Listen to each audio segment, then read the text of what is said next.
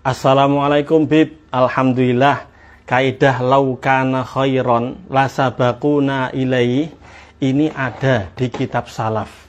Tafsir Al-Qur'anil Azim karya Al-Hafidh Abul Fida Ismail Ibnu Katsir Al-Qurashi Ad-Dimashqi yang merupakan ulama dari madhab Syafi'i. Insyaallah antum dan muhibbin antum juga mengenal beliau, Al-Hafidh Ibnu Katsir. Lalu Bib, silahkan dibaca lagi kitabnya. Beliau mengatakan walau kana khairan lasabaquna ilaih. Sama teksnya nih. Lau kana khairan lasabaquna ilaih. Seandainya perbuatan itu baik, niscaya para sahabat telah mendahului kita untuk mengamalkannya. Ini jelas sekali. Ini urusan masalah ibadah. Harus ada dalilnya dari Al-Quran dan sunnah Rasulullah sallallahu alaihi wasallam. Lau kana khairan lasabaquna ilaih. Kaidah ini yang pertama kali menyebutkannya Al-Hafidh Ibnu Katsir, madhab dari madhab Syafi'i rahimahullahu ta'ala. Maka sangat jelas sekali asarnya, dalilnya, ya sumbernya kitab ini. Oleh karena itu Al-Ustadz Abdul Hakim bin Amir Abdad hafizahullah ta'ala menjabarkan kaidah itu biar semakin dipahami oleh kaum muslimin. Dan saya sarankan Habib dan juga muhibbinnya semua, kiai, para ulama untuk membaca buku ini agar menjadi muhasabah, introspeksi. Apakah kegiatan-kegiatan ibadah, ritual-ritual ibadah yang selama ini kita perjuangkan, kita lakukan itu ada sumbernya atau tidak? Insya Allah bisa diakses. Kalau antum mau bukunya, silahkan kirim alamatnya. Nanti saya kasih gratis insya Allah ta'ala. Ini cetakan yang lama. Ada cetakan yang baru yang lebih lengkap insya Allah ta'ala. Tapi kalau antum nggak mau dikirim, ya sudah. Silahkan beli sendiri. Di online ada, di offline juga ada. Sebelum saya tutup, saudara, sekarang saya dapatkan ada potongan video diviralkan. Potongan ceramah saya tentang kaidah Wahabi. Terus dibantah oleh seorang Wahabi. Nah, seolah-olah pernyataan saya ngawur, pernyataan si Wahabi benar, saudara. Nah, sekarang ini saya gunakan forum ini sekaligus, saudara, untuk kita menjawab. Setuju? Setuju? Baik. Nah, saya mau sampaikan, saudara, beberapa waktu yang lalu, belum lama, di Jakarta, saya berceramah. Saya menggugat kaidah Wahabi yang berbunyi laukana khairan lasabakuna ilaih. Saudara, saya gugat. Itu artinya, saudara, laukana khairan, andai kata sesuatu hal itu baik, lasabakuna, niscaya para sahabat Nabi sudah mendahului kita ilaih untuk mengerjakannya, saudara. Nah, kaidah ini dipakai oleh Wahabi, saudara, untuk menyerang aswaja. Kita bikin maulid, kita bikin Isra Mi'raj, kita bikin marhabanan, kita bikin tawassulan dan lain sebagainya, saudara. Apa kata mereka? Laukana khairan, kalau merayakan maulid itu bagus, kalau merayakan Isra Mi'raj itu bagus. Saya sahabat udah ngelakuin lebih dulu dari kita. Nah, ternyata kan sahabat nggak ada yang ngerjain. Sahabat nggak rojaban, nggak roahan, nggak maulidan, saudara. Nah, berarti apa? Berarti itu semua bid'ah dolalah. Jadi ini kaidah selalu dipakai oleh mereka, saudara, untuk menyerang. Nah, saya katakan dalam ceramah tersebut, satu, tidak ada seorang salaf pun, saudara, yang mengenal kaidah aneh tersebut. Nggak ada. Yang kedua, kaidah tersebut membatasi kebaikan hanya pada apa yang dilakukan sahabat saja. Seolah-olah kalau ada kebaikan yang muncul setelah zaman sahabat, semuanya bid'ah, nggak bagus, dolalah. Nggak begitu, saudara. Nah, ini artinya apa? Yang ketiga, kaidah tersebut sadar atau tidak sadar telah mengkultuskan sahabat sebagai sumber hukum yang maksum. Memang aqwalus sahabat termasuk salah satu sumber hukum yang dipakai oleh sejumlah mazhab, tapi nggak disepakati. Ada yang pakai aqwalus sahabat sebagai sumber hukum, ada yang pakai dengan syarat, seperti mazhab Syafi'i pakai syarat, saudara, dan seterusnya. Jadi nggak masuk. sahabat itu. Kemudian yang ketiga, saudara, kaidah tersebut kalau kita buka di Al-Quran mirip dengan kaidah orang kafir. Dalam surat Al-Ahqaf ayat 11, di sana diceritakan, wa qala alladziina kafaru lil ladziina amanu. Orang-orang kafir yang menolak Al-Quran, saudara, mengatakan kepada orang-orang yang beriman, lau kana khairan, kalau Quran itu baik, lau kana khairan, kalau Quran itu baik, masabakuna ilaih. Itu orang-orang lemah, budak-budak seperti Bilal, saudara, enggak bakal mendahului kami untuk menerimanya. Enggak, kami akan lebih dulu. Kenapa? Karena kami orang mulia, orang pintar, bangsawan, tokoh, pemuka. Jadi bagi mereka, kalau pemuka-pemuka kafir Quraisy enggak menerima Al-Quran, berarti Al-Quran itu enggak benar. Nah, mereka pakai kaidah itu tadi tuh, saudara. Apa kata mereka? Mereka mengatakan, lau kana khairan, andai kata yang dibawa oleh Muhammad itu bagus, saudara, apa dikatakan? Masabakuna ilaih. Tidak akan mereka itu mendahului kita untuk menerimanya. Nah, sementara sekarang Wahabi pakai kaidah lau kana khairan, saudara, andai kata itu baik, la sabakuna, niscaya para sahabat pasti mendahului kita. Nah, karena sahabat enggak melakukannya, maka itu enggak baik. Saya mau tanya, mirip gak? Mirip tidak itu? Mirip, itu kaidah orang kafir yang Allah ceritakan dalam Al-Quran. Cuma dirubah aja redaksinya, saudara. Nah, kira-kira jelas sampai di sini. Baik, saudara. Kenapa tadi saya katakan enggak mesti kebaikan itu hanya terbatas di zaman sahabat. Setelah zaman sahabat banyak kebaikan yang ditemukan oleh tabi'in, tabi'in, ulama mutaqaddimin, ulama mutaakhirin. Seperti apa? Dulu di zaman Nabi dan zaman sahabat enggak ada istilah akidah, enggak ada ya kawan.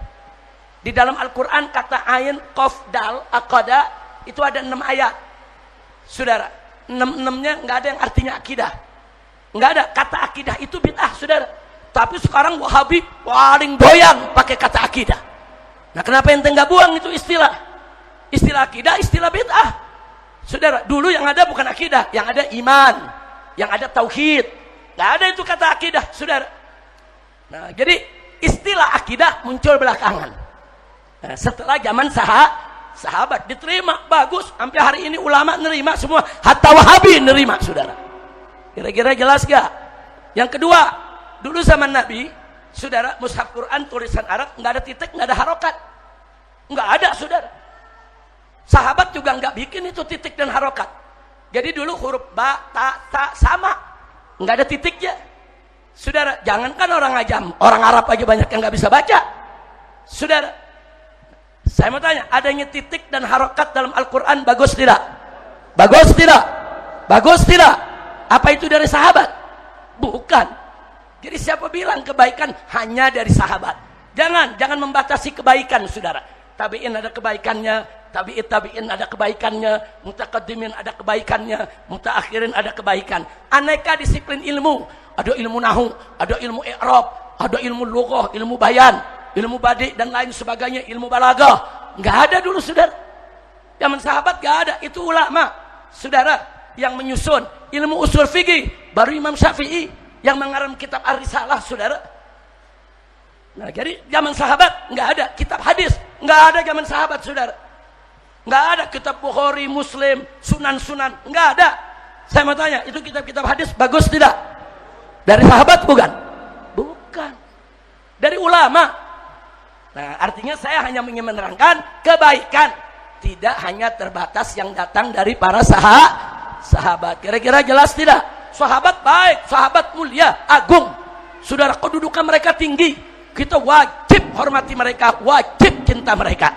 Tapi jangan membatasi kebaikan itu hanya bersumber dari para sahabat. Kira-kira jelas tidak?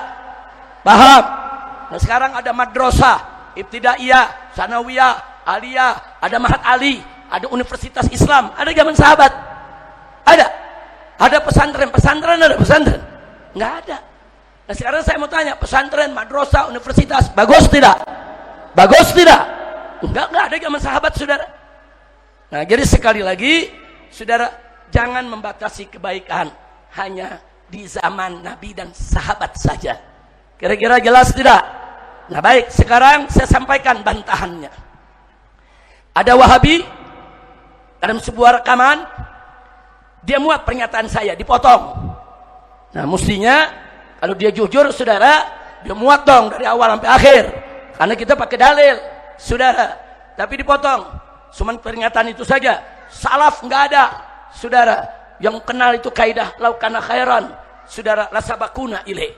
Nah, dia pakai dalil. Dia bilang apa? Ada kaidah itu dibawa oleh salaf. Mana kaidahnya? Ada dalam tafsir Ibn Katsir, kata dia.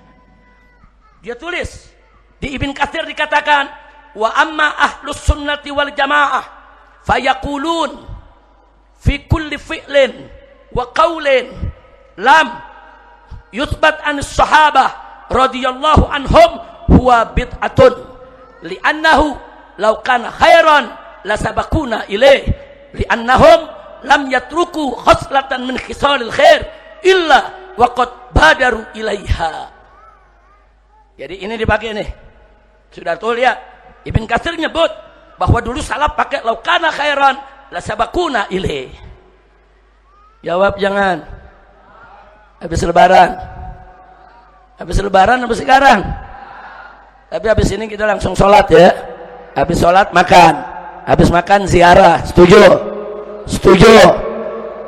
Kalau nggak setuju nanti habis lebaran aja atau di pesantren Ramadan.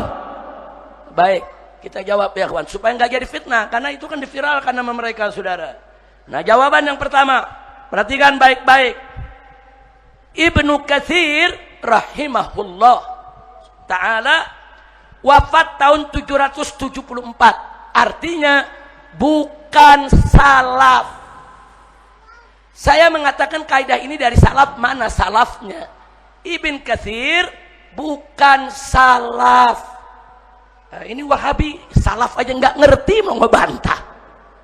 Pahami dulu arti salaf itu apa, saudara. Para ulama ahlus sunnah mengatakan yang dimaksud salaf itu yang Nabi sebutkan dalam hadis. Khairul qurun qarni hadza tsumma alladzi yalih tsumma alladzi yalih. Sebaik-baiknya abad, sebaik-baiknya zaman adalah abadku ini. Abad berapa tahun tuh? 100. Abadku ini dan abad berikutnya dan abad berikutnya. Berarti yang terbaik umat ini, saudara, yang di Aswaja menyebut salaf, yang hidup di 300 tahun pertama dari zaman Nabi. Itu namanya salaf, saudara. Nah, jadi yang hidup tahun 100-an, 200-an, sampai awal 300-an, karena mereka lahirnya di 200-an, itu semua disebut salaf. Setelah itu bukan salaf, disebut mutaqaddimin, disebut qudama, lalu datang lagi mutaakhirin dan seterusnya. Kira-kira jelas tidak? Maka itu saya tunjukkan contoh salaf. Contoh salaf, orang soleh yang hidup di 3 abad pertama dari zaman Nabi. Seperti siapa? 1, Imam Hasan Basri yang wafat tahun 110 Hijrah. Itu salaf, saudara. Kemudian Imam Abu Hanifah yang wafat tahun 150 Hijrah. Itu salaf. Imam Malik yang wafat tahun 174 Hijrah. Imam Waqi, gurunya Imam Syafi'i, yang wafat tahun 197 Hijrah. Imam Syafi'i yang wafat tahun 204 Hijrah. Imam Syafi'i salaf, saudara. Imam Ahmad yang wafat tahun 241 Hijrah. Imam-imam hadis seperti Imam Bukhari wafat tahun 256. Imam Muslim wafat tahun 261. Ibn Majah wafat tahun 273. Imam Abu Daud wafat tahun 275. Imam Tirmidzi wafat tahun 279. Ini salaf semua. Ini salaf, saudara. Bahkan Imam Abul Hasan Al-Asy'ari walaupun wafatnya tahun 324 Hijriah, tapi lahirnya tahun 260. Berarti 40 tahun tuh dia ada di tahun abad ketiga daripada zaman Nabi, saudara.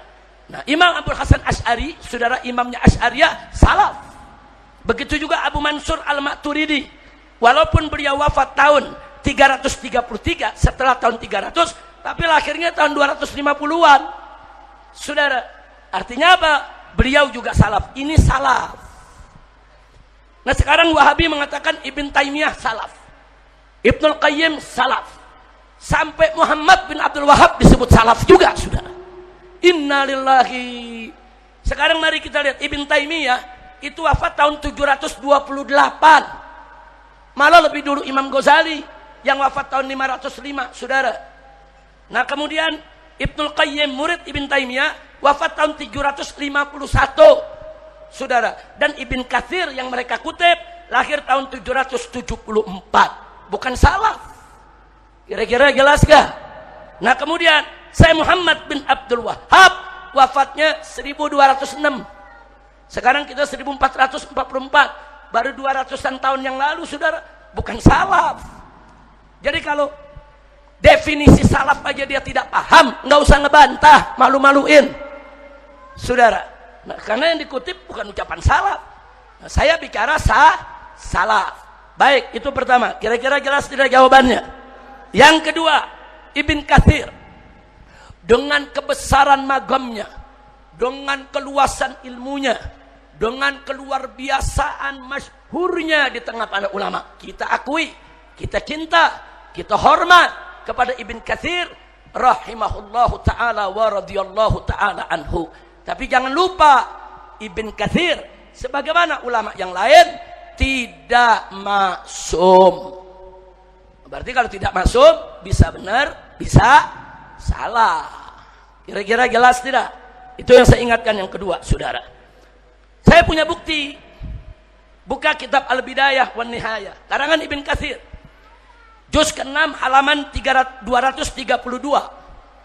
Ada zillah, saudara. Ada terpleset kata dari Ibn Katsir. Beliau mengatakan Ali ibn Abi Thalib laisa min ahlil bait.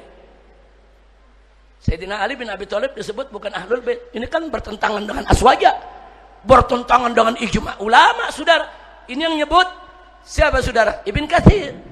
Saya cuma bukan mengorek-korek kesalahan Ibn Katsir, bukan, hanya membuktikan tidak maksum. Jadi ulama ada aja zillahnya, saudara, semua ulama. Nah ini salah satu zillahnya daripada Ibn Katsir. Masa Sayyidina Ali dibilang bukan ahlul bait, padahal ayatul kisah pada saat turun Sayyidina Ali diantara yang dirangkul oleh Nabi di dalam, yaitu kain burdahnya, saudara, sebagai ahlu bait Nabi alaihi salatu wassalam. Nah jadi sekali lagi, saudara, apa yang diucapkan oleh Ibn Katsir, saudara, enggak langsung jadi kaidah. Ini jawaban saya yang ketiga. Mari kita lihat pernyataan tadi. Perhatikan baik-baik, saudara. Dalam pernyataan tersebut Ibn Katsir enggak mengatakan kaidah. Enggak ada tuh kaidah asasiyah, enggak ada. Ibn Katsir cuma mengatakan wa amma ahlus sunnah, adapun ahlus sunnah wal jamaah fayaqulun, mereka itu mengatakan fi kulli fi'lin, dalam tiap perbuatan, wa qaulin, dan dalam tiap perkataan, lam yathbut an sahabah, yang tidak datang dari para sahabat, huwa bid'ah, yang datang bukan dari sahabat adalah bid'ah, saudara. Nah, sampai dulu di sini kita berhenti. Berarti Ibn Katsir nih punya definisi sendiri tentang bid'ah.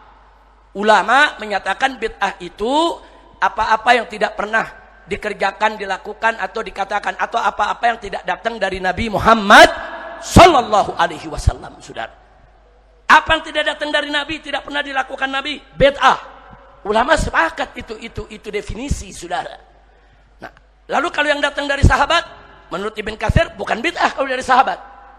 Kalau selain sahabat baru bid'ah. Enggak begitu. Mari kita lihat Abu Bakar Siddiq radhiyallahu taala anhu, ketika diusulkan oleh Sayyidina Umar Ibn Khattab radhiyallahu taala anhu untuk mengumpulkan mushaf. Apa kata Sayyidina Abu Bakar? Ittaqillah ya Umar. Hei Umar, takutlah kamu kepada Allah. Amartani an af'ala bima lam yaf'al bikin Nabi. Kau perintahkan aku untuk melakukan yang Nabi enggak pernah kerjain. Enggak mau Abu Bakar, saudara. Kenapa? Menurut Abu Bakar Siddiq bid'ah. Bid'ah. Ini Nabi enggak pernah kerjain. Sayyidina Abu Bakar enggak mau. Terus dibujuk oleh Sayyidina Umar. Akhirnya karena tiap hari dibujuk, tiap hari diskusi, Sayyidina Abu Bakar ambil jalan istikharah. Baik ya Umar, udah kita enggak usah berdebat. Kita mohon petunjuk aja kepada Allah. Istikharah. Setelah istikharah, saudara dapat petunjuk dari Allah. Sayyidina Umar dipanggil oleh Sayyidina Abu Bakar. Ya Umar, Ternyata setelah aku istikharah, hatiku tenang. Hatiku cenderung kepada kau punya pendapat. Setuju dilakukan. Nah, kenapa Sayyidina Umar usulkan begitu, saudara? Karena di zaman itu, khususnya saudara, di perang melawan Musailamah Al-Kadzab, lebih dari 80 sahabat yang hafal hadis gugur. Saudara, kenapa? Hafal Quran. Maaf, bukan hafal hadis, hafal Quran. 80 saudara. Qurra dari sahabat yang hafal Quran 30 juz gugur, mati sakit. Sayyidina Umar khawatir, datang ke Sayyidina Abu Bakar, ya Abu Bakar, ya Khalifah Rasulullah, aku takut. Ini sekarang ini udah banyak yang hafal Quran dibunuh, mati. Sementara perang belum selesai, kan masih ada perang-perang lain saudara, melawan murtadin. Nah, aku usulkan, kumpulkan kalau para penghafal Quran, muat itu Quran dalam satu mushaf. Simpan sebagai rujukan. Jangan sampai nanti generasi setelah kita, umat Nabi, berbeda pendapat soal Al-Quran sebagaimana Bani Israel berbeda pendapat tentang Taurat dan Injil, saudara. Nah, Abu Bakar Siddiq takut karena Nabi nggak pernah kerjain, nggak berani. Berarti Abu Bakar melihat bid'ah, bukan? Bid'ah, saudara, bid'ah. Tapi Ibn Katsir bilang yang datang dari sahabat bukan bid'ah. Ini definisi sendiri nih, bukan definisi aswaja, saudara. Nah, kemudian setelah istikharah, Abu Bakar setuju, bentuk panitia. Diangkat Zaid ibn Thabit yang paling hafal Quran dan ikut hadir bersama Nabi dalam pertemuan terakhir Nabi dengan malaikat Jibril sebelum Nabi wafat, saat dijelaskan tentang ayat-ayat Al-Quran dan surat-suratnya, saudara. Jadi Zaid dikenal, oh dia paling tahu dah urusan Quran. Diangkat jadi ketua tim. Begitu dipanggil Zaid, diangkat jadi ketua tim, Zaid nolak. Zaid katakan, ya Khalifah Rasulullah, wahai Khalifah, ittaqillah, takutlah kamu kepada Allah. Laqad amartani bisyai'in lam yaf'al bihin Nabi. Kau sudah perintahkan aku untuk melakukan yang Nabi nggak pernah kerjain. Aku nggak berani.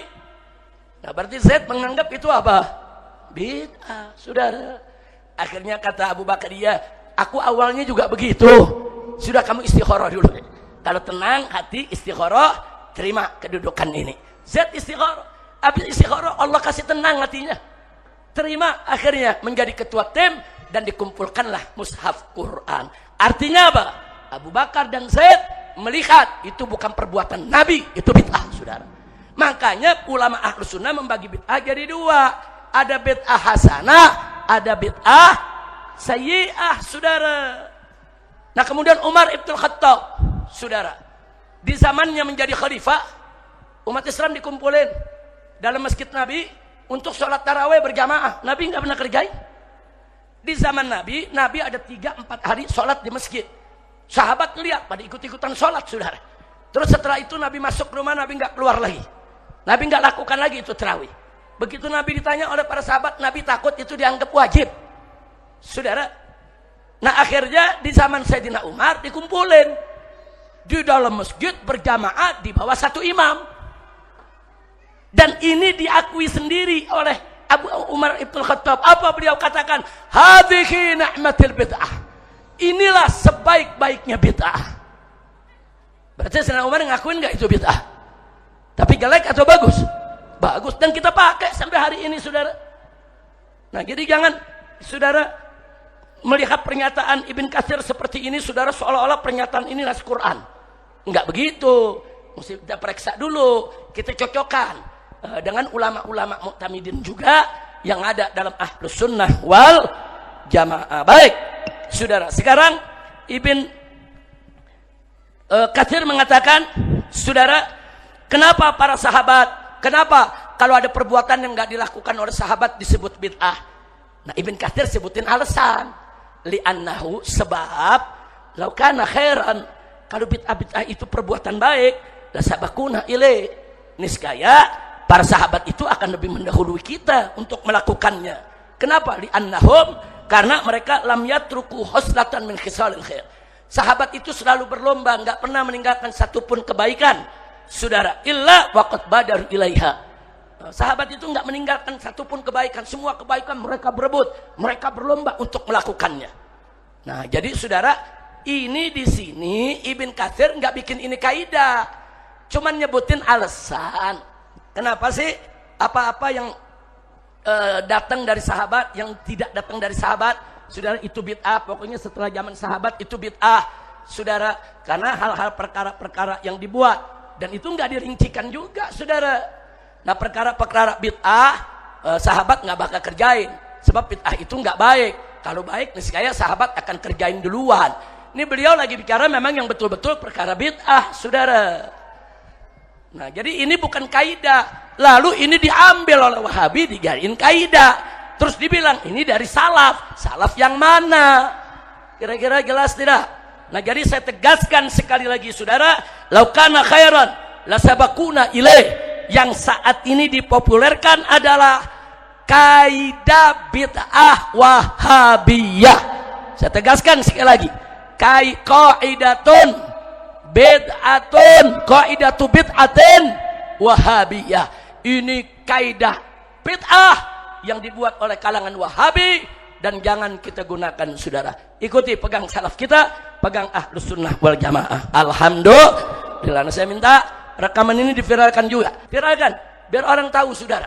Nah, saya nggak anti kritik. Mereka mau kritik silakan. Mereka mau hantam saya nggak apa-apa. Udah langganan dikaki maki, saudara. Difitnah, dikaki maki, udah langganan. Tapi jangan nipu umat, jangan. Yang salaf dibilang salaf, jangan pakai ilmu tipu-tipu Wahabi, jangan. Ibn Taimiyah bukan salaf, Ibnu Qayyim bukan salaf, Ibn Katsir bukan salaf. Mereka ulama besar, radhiyallahu anhum, rahimahumullahu rahmatan wasi'ah. Nuhibbuhum, saudara. Kita hormati mereka, saudara. Tapi jangan sebut mereka salaf. Mereka bukan salaf, saudara. Nah, ini yang perlu saya sampaikan, saudara. Mudah-mudahan apa yang disampaikan ini menjadi pelajaran buat kita, khususnya menjadi pelajaran buat saudara-saudara Wahabi kita, agar mereka segera sadar kembali ke jalan Ahlus Sunnah wal Jamaah. Insya Allah. Ingat, Wahabi saudara kita, bukan musuh. Awas, jangan juga ada ngafirin Wahabi. Kalau Wahabi ngafirin Asy'ari, kalau Wahabi ngafirin Ahlus Sunnah, terus kita ngafirin mereka, apa bedanya kita sama mereka?